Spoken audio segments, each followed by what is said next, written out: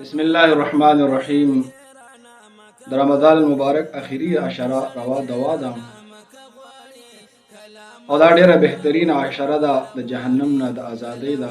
حضرت سلمان فارسی رضی الله تعالی عنہ نے روایت ده، بخاری شریف حدیث ده. رسول الله صلی الله علیه وسلم فرمایي وهو شهر اوله رحمة واوسطه مغفرة واخره عتق من النار.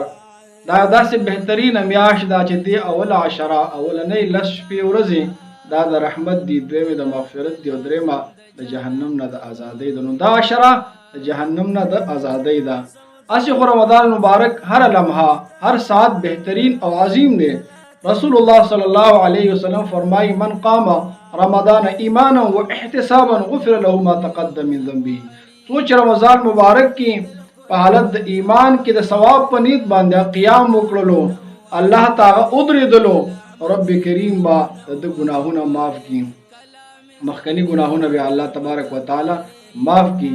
نبی علیہ الصلوۃ والسلام په دې ټوله میاشت کې ډیر زیات عبادت کولو او په نسبت د نورو شپو ورځو اخري عشره کې با رسول الله صلی الله علیه وسلم عبادت کې زیاتواله راوستو. عائشہ صدیقہ رضی الله تعالی عنها فرمایي اذا دخل العشر شد مئذره واحيا ليله وايقظ اهله.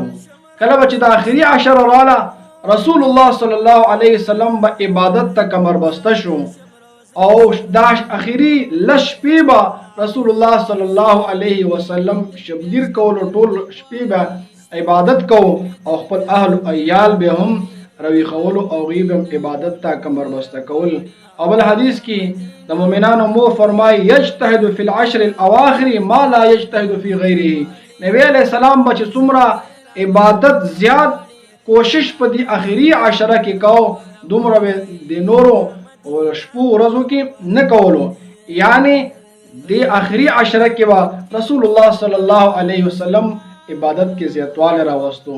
څنګه د اخري عشره ده د جهنم نه د ازادۍ عشره ده او بیا دا پته نه لګي چې زمونږ په زندګۍ کې دا مبارک او بهترین لمحات بیا راځي او که نه راځي.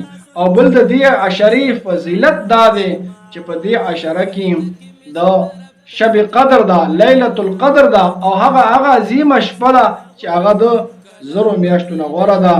او په دې اخري عشره کې به کومه دعا مونږ غواړو؟ په دې اخري عشره کې دا دعا غوښتل پکار دي اللهم انک عفو تحب العفو فاعف عنا. اللهم انك عفو تحب العفو فاعف عنا. اللهم انك عفو تحب العفو فاعف عنا. دا دعا کثرت سره ویل پکار دي او دی عشره کې رمضان لیلۃ القدر ده. پاره به ان شاء الله بل درس کې داغه فضیلت بیانو. رب کریم دې اخري عشره کې موږ لا د زیات نه زیات عبادت کولو توفیق راکړي.